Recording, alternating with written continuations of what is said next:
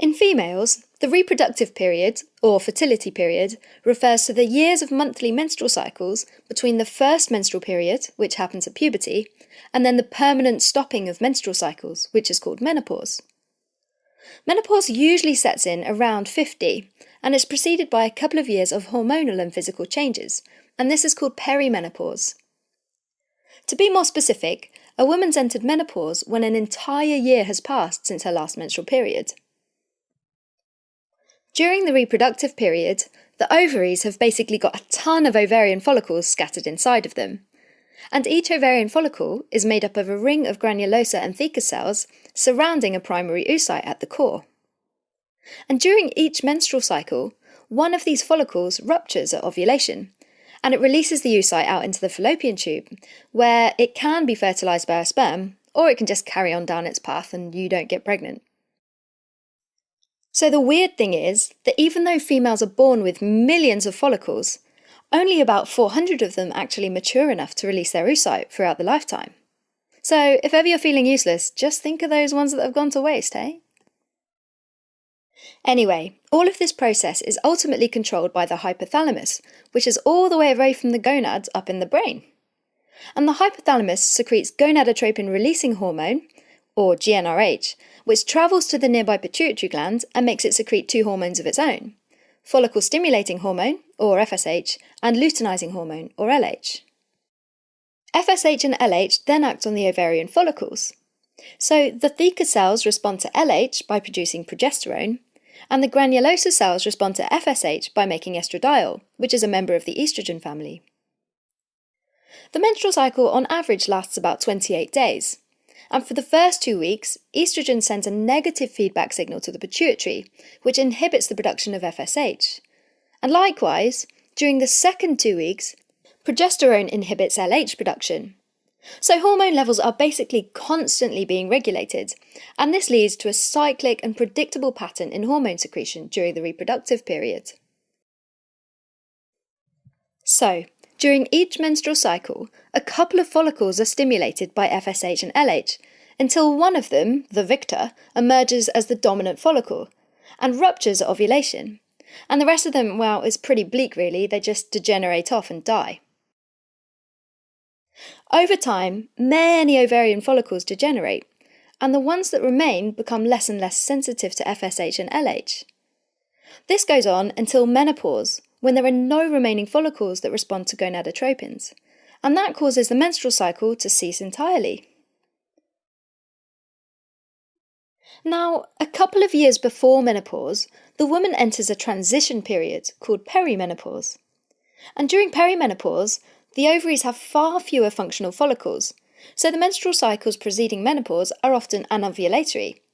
Anovulatory means without ovulation, and that's because none of the follicles are responsive enough to FSH and LH stimulation in order to mature and release the oocyte at ovulation.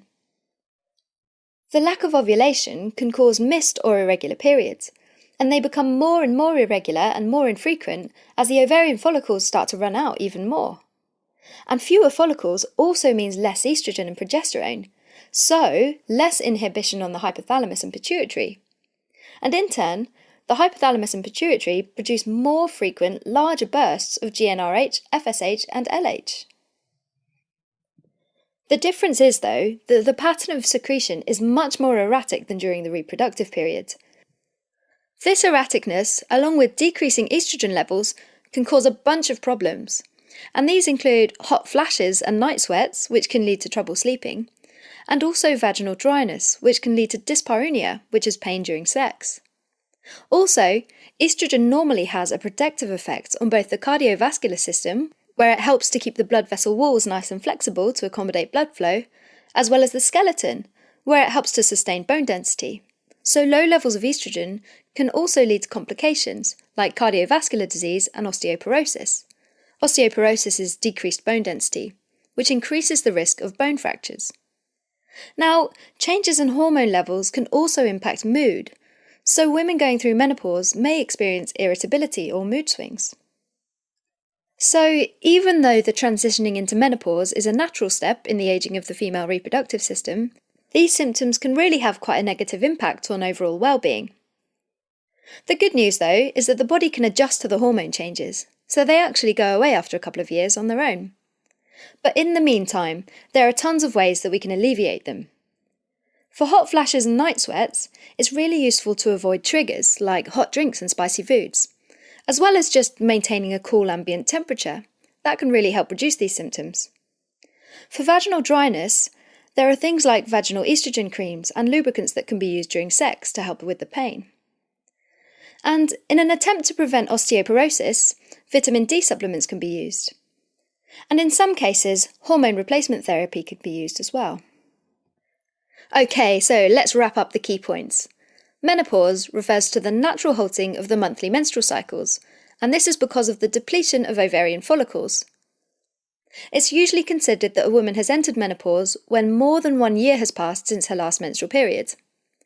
This usually happens around the age of 50, and it's preceded by a couple of years of hormonal changes that may manifest as hot flashes and night sweats, as well as vaginal dryness and mood changes.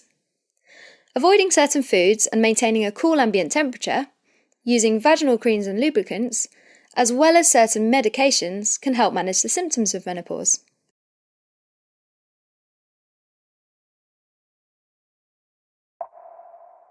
Hi everyone, thanks for watching that video on menopause. A very important subject because whilst it's not a disease, half the world's population do go through it at a certain age, and there are things that can be done to make it easier during that time. So, important subject, and very well written script by Viviana Popa, edited by Rishi Desai, and I did the illustration and the voiceover. So as you probably know, we've got a whole bunch of videos on the YouTube channel, and I hope you like them. Obviously you do if you've got this far through a video. But what you might not know is that we have a whole ton more on osmosis.org, which you can sign up to for a free trial to see if you like it. You can access all of the videos we've ever made, along with a bunch of flashcards and questions, which all help with getting through medical school. So head over, check it out, see if you like it. If you have any other comments for us, feel free to either pop them under this video or head to our social media pages. We've got Facebook, Instagram, Twitter. So let us know what you think. We'd love to hear from you. Your feedback is always valued, and I look forward to doing the next video for you. Bye!